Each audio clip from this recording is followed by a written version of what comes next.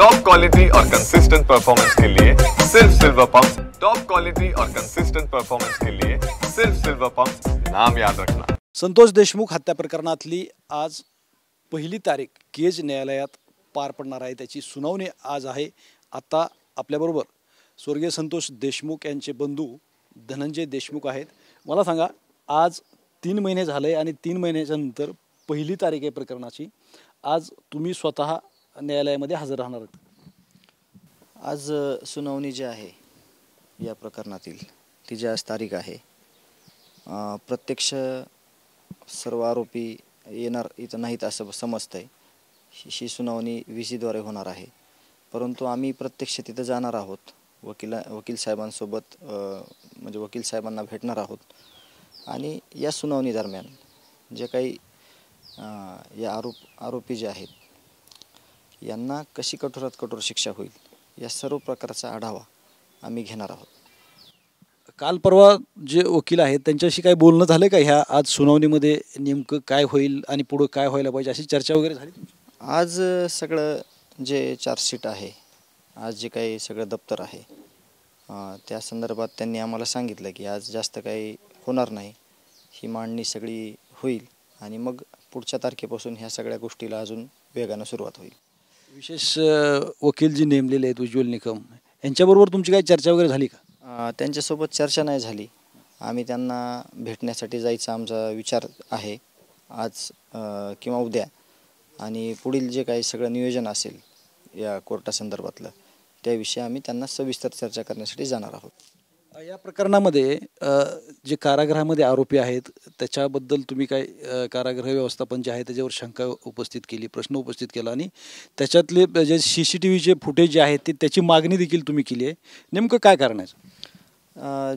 जे त्या ठिकाणी ज्या काही गोष्टी घडल्या चुकीच्या पद्धतीनं त्याचं एक आम्ही ड्राफ्ट तयार करून आम्ही त्यांना दिलेला आहे। त्या संदर्भातली माहिती आम्हाला तिथून येणं अपेक्षित आहे। तशी माहिती देखील आम्हाला येईल, परंतु आम्ही झेल प्रशासनाला अवकजवकला दिलं आहे म्हणून थांबलो नाहीत। आम्हाला पुढं उपमुख्यमंत्री आणि मुख्यमंत्री साहेबांना तोच ड्राफ्ट स्वतः जाऊन आम्ही ते देणार आहोत आणि पुढील माहिती घेणार आहोत। आता तुम्ही जी माहिती मागवली आहे म्हणजे CCTV फुटेज आणि दुसरी काय माहिती आणखी? तिथं जे काही प्रकार घडले, जिथं आरोपीला आरोपीसारखं वागवलं गेलं आहे का, आरोपीला कुठल्या कुठल्या ट्रीटमेंट तिथं दिल्या, जे काही बाकीचे आरोपी आहेत आणि हे आरोपी जे या खून प्रकरणातील आहेत त्यांना काय विशेष तिथं सूट दिली, या संदर्भात आम्हाला शंका आहे। त्याचं जे स्पष्टीकरण आहे हे या आमच्या माहितीच्या अधिकाराखाली आम्ही दिलेलं आहे आणि ते आम्हाला मिळाल्यानंतर ह्या गोष्टीचा उलगडा सगळा होणार आहे। आता हे तुम्ही जी मागणी केली ह्याच्यामध्ये किती तारखेपासून म्हणजे किती दिवसाचे हे फुटेज तुम्ही मागवले? हे सगळे आरोपी तिथं गेल्यापासून ते आत्तापर्यंत या सगळ्या गोष्टींची माहिती आम्हाला मिळावी म्हणून आम्ही अर्ज दिलेला आहे। त्याच्यामध्ये ऑडिओ व्हिडिओ पण असणार आहे? ऑडिओ आणि व्हिडिओ असणार आहे, त्याच्यामध्ये दोन्ही पण असणार आहे। दरम्यान एका माध्यमाला बोलताना पंकजा मुंडे असे म्हणाले की बाबा बीड जिल्ह्यामध्ये ह्या प्रकरणाच्या नंतर एका जातीला विशेष म्हणजे टार्गेट केलं जात आहे असा त्यांनी प्रश्न उपस्थित केला। नाही, असं एकदम चुकीचं आहे, कारण हे प्रकरण असं आहे की इथं कुठल्याही जातीचा काही विषय नाही।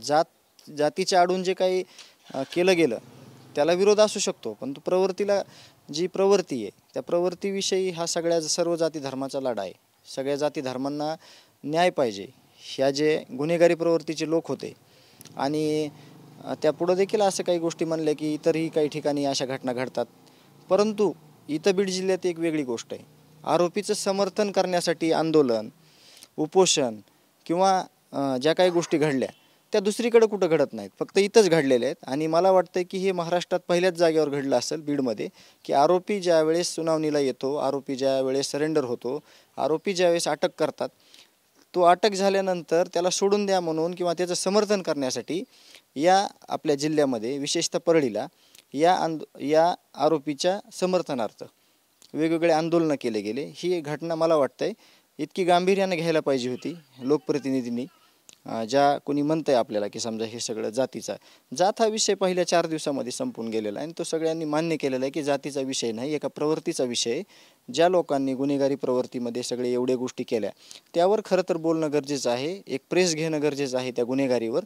या जात हा विषयावर कधीही देशमुख कुटुंबीय किंवा सगळ्या जाती धर्मातील लोक कधीही ह्या जातीचा विषय काढत नाहीत. आम्ही देखील कधीच काढत नाहीत, काढणार देखील नाहीत. कारण का, या लढ्यामध्ये सर्व जाती धर्माचे लोक प्रामुख्यानं न्यायाच्या भूमिकेत आहेत.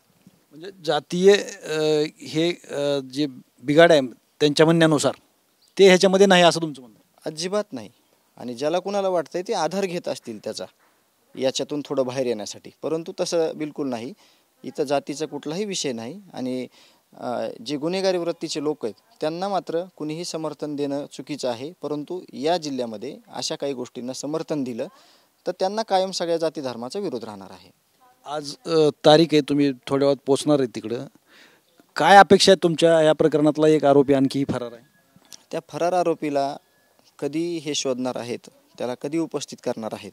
परंतु ज्या दिवशी हा आरोपी उपस्थित होईल, हजर करतील, ह्याला अटक करतील, त्या दिवशी सर्व आरोपीची आणि ह्याची परत एकदा PCR आम्ही मागणार आहोत. परत एकदा सगळ्यांचं रिमांड झालं पाहिजे. सगळ्यांचं म्हणणं वेगवेगळं आहे की सोबत आहे सगळं, की सगळ्या गोष्टी कशा पद्धतीनं घडल्यात यावर त्यांनी गांभीर्यानं घेतलं पाहिजे. आणि आज जी सुनावणी आहे त्या सुनावणीची सुरुवात अशा पद्धतीनं झाली पाहिजे की या लोकांना सगळ्यांना कठोरातली कठोर शिक्षा या प्रकरणात झाली पाहिजे अशी आमची अपेक्षा आहे. आजच्या सुनावणीला तुमच्या फॅमिलीतलं कोण कोण उपस्थित राहणार आहे? नाही, आम्ही जे सगळे काही साक्षीदार आहेत, फिर्यादी आहेत, आम्ही जाणार आहोत. कुटुंबातलं दुसरं कोणी जाणार नाही. तुम्ही वैयक्तिक एकटे स्वतः? हां, एकटा जाणार आहे. आणि आज अपेक्षित तुम्हाला असं काय अपेक्षित की जे इतकी गंभीर घटना घडलेली आहे, इतक्या क्रूरतेने हत्या केलेली आहे, या संदर्भात की सुरुवातच अशा गोष्टीनं झाली पाहिजे की यांना कठोर कशी शिक्षा भेटेल आणि लवकरात लवकर हा खटला कसा संपेल आणि यांना शिक्षा कधी होईल अशी आम्हाला आजच्या दिवसापासूनच अपेक्षा आहे. धन्यवाद. एकंदरीतच आज या प्रकरणाची सुनावणी आहे आणि या सुनावणीच्या माध्यमातून स्वर्गीय संतोष देशमुख यांचे बंधू धनंजय देशमुख यांचं असं म्हणणं आहे की आम्हाला न्याय मिळणं गरजेचं आहे आणि तो मिळायला पाहिजे. कॅमेरामॅन अमित आडेसह मी श्रीराम क्षीरसागर, TV9 मराठी, बीड, मसाजोग.